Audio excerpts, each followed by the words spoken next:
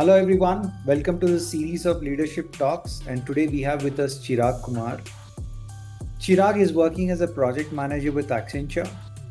Chiraag has done his BTech in EC from Heritage Institute of Technology. Then he did his advanced management program in business analytics from Indian School of Business. And Chiraag has amazing experience. He started off working with Godrej. Then he has gone ahead to become assistant manager at Godrej Material Handling. And today, as we speak, he is working with Accenture and he is into program and operations management and is working as a senior analyst. Thank you so much, Chiraag, for pulling off time from your busy schedule. So the first question that I have is, Chiraag, in the world of agentic AI, where just by using a few instructions, your entire application is built, do you think that freshers will still have opportunity to get jobs? If yes, how? Because companies are saying that entry-level jobs, are being done by AI agents, and the Gen AI is able to do that. And on one side, 96,000 plus people have lost jobs until now in 2026. And we are talking about hiring on another side, that to entry level, right? Where all the entry level jobs are getting automated to a great extent. So, what do you think about all these things, Chirag? So to start with, sir, thank you for having me for the talk, and it was a very pleasure, surprise for me when you asked me for this, and I felt very honored. Answer your question, sir. I feel AI, it is something which in today's world, according to me, I feel it can be compared to what when Microsoft was being launched. Like Excel and Word had come into play in the 2000s, and so that was the AI for the millennials.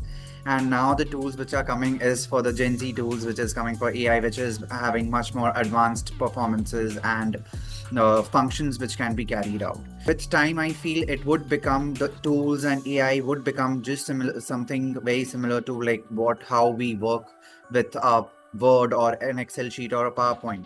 So rather than saying that AI replacing a job, we can say that it is something that we need to adopt, enhance our skills with along with AI so that we are efficient in our work.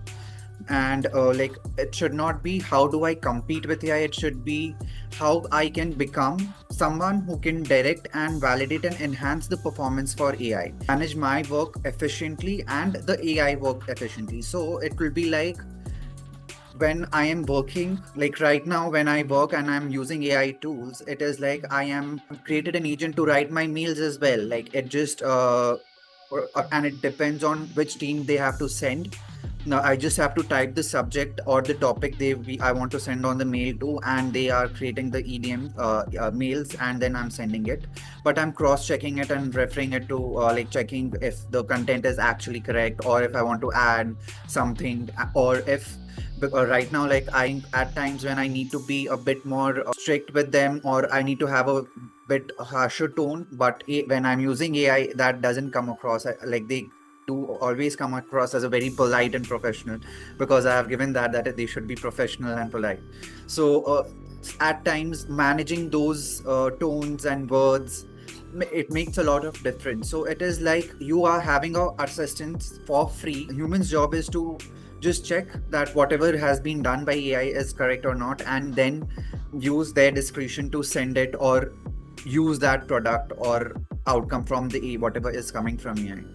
So like I have been practicing that for all the even for strategies and these things when it comes for marketing. Like I whatever like it, and it is as few people are using like as a to brainstorm ideas with AI is a fun activity to do. So whenever we have I have ideas about strategies, I put that into AI, like AI tools like Claude or other strategy making tools, and then they improve my ideas. They add to it because someone taking ideas from outside world, and then I can see how it can be done. And I feel it also bridges the gap between, as we had discussed, like when we are making a project, that we think of what we wish to do and what actually can be done.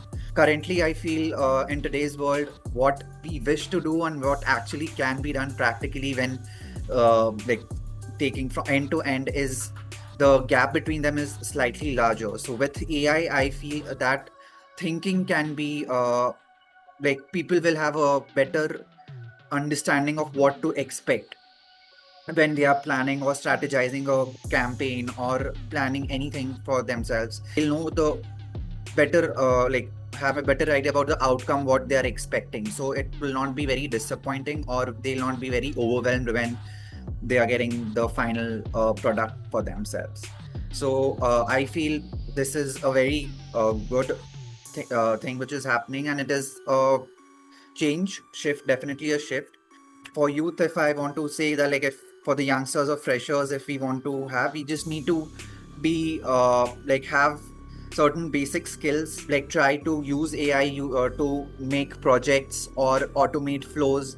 It can be a very simple flow what they want to automate, and if they are able to do that, they'll get an idea about how to use it and in their daily lives. And it can be used in our life, like apart from work as well. So like for me, I am using it for timetable, like what time I have to go for to the gym, or while I'm in the gym, what exercises. So the AI what we are using, there's an app where they are detecting my movements and telling me how much calorie and all. So this is very interesting part, which is an evolution which is happening. And like, yeah, like I think we should just keep using it in our day-to-day daily lives to go ahead with it. Wonderful, wonderful. Well said, Chirag.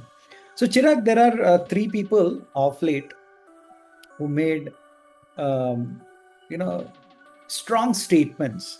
A is NVIDIA CEO. Sorry? NVIDIA Yeah. CEO, founder, Jensen Huang, he's saying clearly that zero coding is the future.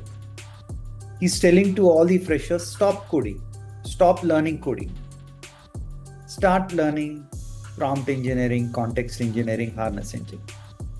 Obviously, a guy who built, such a valuable company might not, I mean, we cannot just like that rule away and say that he's mad.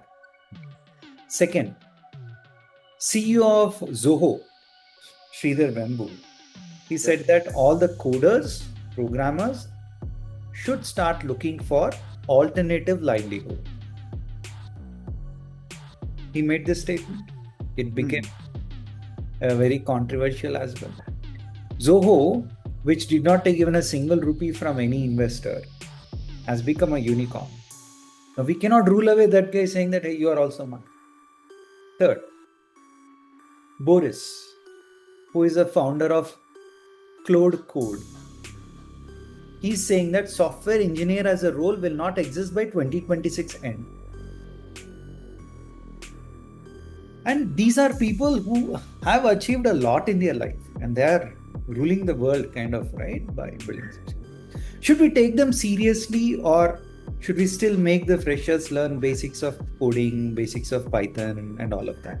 Yeah, I feel um, like when they say these things, it is to like market the product, AI product, encourage the youth to get into AI. But at the same time, I also feel that we should have our bases strong. Like if we do not know the ABCD or 1, 2, 3 of properly, whatever AI comes, or like there's a machine who can talk on behalf of me, but they'll not be able to do it because I don't know the basic. Or if even if I am able to help, take my help, I'll not be, at times there will be times where I want to actually convey that might not be conveyed. When we say, I believe that by end of 2026, that is a bit more ambitious. But yes, currently our AI, when we program, when it comes to the security layers, when we are building the security layers in with while coding, and when you have to use the security layers or add them, there the AI I feel has some is getting as a short right now. Like we it cannot add those security layers proper, because obviously, like if they are adding it, there will be another AI who will be decoding it. So we at the end, like there should be a human touch. If add that extra edge to that code or to that file, to that security layer, which becomes difficult for the AI also to detect, decode. In order to do that, like to make changes, slight changes in the programming or in the coding, one has to have an idea, the basic knowledge about the codings. Like if I suppose I am like right now also happens with me when I'm like I'm a marketer, so I am having doing the segmentations and these things. So when I get a segment, when I do the use the agentic AIs to do the segmentation, and when I get the final result, and when I write my own code, do have some tweaks based on certain parameters which the AI has not probably taken care of, or and which I want especially to be taken care of. Like if we are hyper personalizing things today in marketing, then we need to there see from our side as well how we can personalize to the maximum, to the best for the customer's use.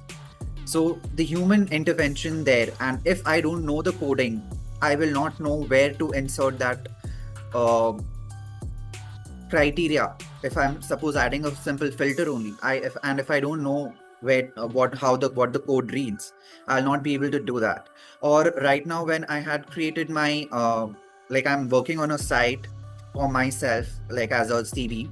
So right, if I do not have the coding knowledge about HTML, basic HTML, or Python, then it becomes difficult for me to make any changes, because after I have gotten output from the AI. We should have the basic knowledge, because if we do not have that, then later on, if any problem happens, it'll be the resolution would be taking a longer time, because the software engineers or the AI agents who the human is working with, they will not know how the code was written, which program or which snippet stands for what. So when it comes to the resolution part, it will take a longer time because they will be understanding that and then going ahead. So Okay. I feel like they are big leaders, yes, and what they are saying can be true, but it will take a lot. Like it will take a lot of time for the AIs also to learn to be perfect, or to give the perfect output what the human wants. Got So I feel that way, that like we need to still, like that is a far uh, it. best idea right now. Yeah. Good, good, good. So different perspectives. Yeah, wonderful. So yeah, absolutely. Now there is specification-driven development which is coming up, where your instructions should be written properly. That means when you build your website, for example, you need to, in a very clear manner, explain about security, scalability, modularity, maintainability, and all sorts of things, so that when you build for the first time, all these aspects are taken care of. And one developer, one programmer might not have know-how of all the entire universe of coding standards that have to be followed and all that yet. But you have a very valid point that today the one thing which is um, stopping people from believing that natural language is everything is a trust and transparency factor. They're not Correct. trusting the AI solution enough. And if there is enough transparency built in on what it is generating, how it is generating, etc., then I think to some extent this can be addressed. Yeah. All right. So, one last question. If you have to hire some fresher in your company, would you prefer someone who knows basics, very good at basics and foundation, but doesn't know anything about practical applications, didn't do anything? Or would you prefer someone whose basics are weak, foundations are weak? I mean, Python programming and SQL queries, that person might say, that is none of my business. I will use the latest breed of techniques. I'll use prompt, context, harness engineering, specification driven development, instructions, and all that, and solve your problem comprehensively. And I'll build a solution faster for you, securely, and all sorts of things say that person is telling to you in interviews. And on the other side, one person tells you that, you know what, my basics are very, very strong. Python programming, SQL queries, but I didn't solve any real world problem. I cannot use these latest set of tools, but my foundations are very strong.